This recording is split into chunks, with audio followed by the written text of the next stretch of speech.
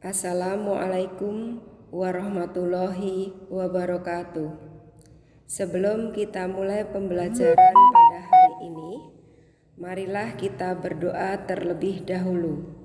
Berdoa menurut agama dan kepercayaan kita masing-masing. Mulai.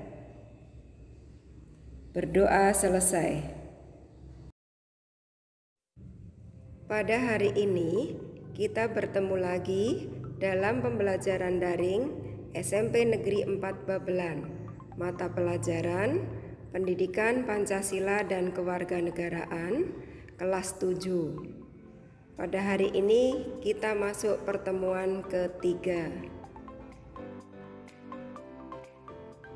Materi kita pada hari ini adalah perumusan dan penetapan Pancasila sebagai dasar negara dengan submateri penetapan Pancasila sebagai dasar negara. Sedangkan tujuan pembelajaran kita pada hari ini, siswa dapat mengidentifikasi sejarah dan proses penetapan Pancasila sebagai dasar negara. Kekalahan Jepang dalam Perang Dunia Kedua membuka kesempatan bagi bangsa Indonesia untuk mempersiapkan kemerdekaan atas dasar prakarsa sendiri. Tentu saja, kekalahan Jepang ini akan berpengaruh terhadap keberadaan BPUPKI, karena saat itu BPUPKI dibentuk oleh Jepang. Sebagai dampak kekalahan Jepang dalam Perang Dunia Kedua tadi, BPUPKI dibubarkan. Sebagai gantinya, dibentuklah PPKI pada tanggal 7 Agustus 1945, di mana PPKI ini dalam bahasa Jepang dikenal dengan nama Dokuritsu Zunbi Inkai. Untuk keperluan pembentukan PPKI tersebut, pada tanggal 8 Agustus 1945, 3 orang tokoh pendiri negara, yaitu Insinyur Soekarno, Muhammad Hatta, dan Rajiman Widyodiningrat berangkat menemui Jenderal Besar Terauchi. Dalam pertemuan tersebut, Insinyur Soekarno diangkat sebagai ketua PPKI dan Muhammad Hatta sebagai wakilnya. PPKI beranggotakan 21 orang, termasuk ketua dan wakil ketua. Setelah kembali ke tanah air pada tanggal 14 Agustus 1945, Insinyur Soekarno mengumumkan bahwa Indonesia akan merdeka secepat mungkin dan bukan merupakan pemberian dari Jepang, melainkan hasil perjuangan bangsa Indonesia sendiri.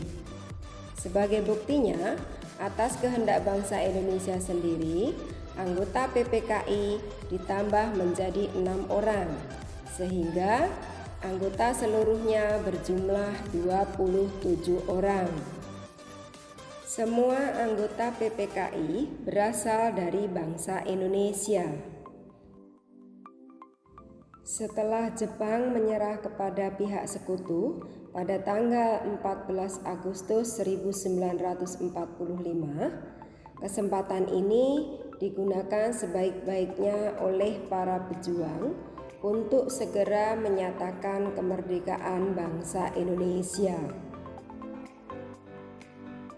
Kemudian, pada hari Jumat tanggal 17 Agustus 1945 di Jalan Pegangsaan Timur nomor 56 Jakarta Pusat, Insinyur Soekarno didampingi oleh Muhammad Hatta memproklamasikan kemerdekaan bangsa Indonesia ke seluruh dunia. Sehari setelah bangsa Indonesia merdeka, tepatnya pada tanggal 18 Agustus 1945, PPKI melaksanakan sidang dan menghasilkan 3 keputusan. Yang pertama, menetapkan Undang-Undang Dasar 1945.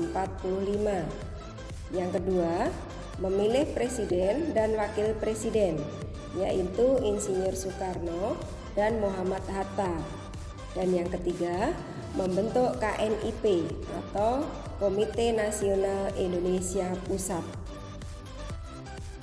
Salah satu keputusan sidang PPKI tersebut mengesahkan Undang-Undang Dasar 1945, di mana kita tahu bahwa dalam pembukaan Undang-Undang Dasar 1945, tepatnya pada alinea keempat, tercantum rumusan sila-sila Pancasila sebagai dasar negara. Sehingga dengan demikian, rumusan sila-sila Pancasila dalam pembukaan ini merupakan rumusan Pancasila yang sah dan benar. Itulah anak-anak materi kita pada hari ini. Mudah-mudahan kalian semua bisa paham. Pertemuan hari ini cukup sekian. Sampai jumpa di pertemuan berikutnya. Wassalamualaikum warahmatullahi wabarakatuh.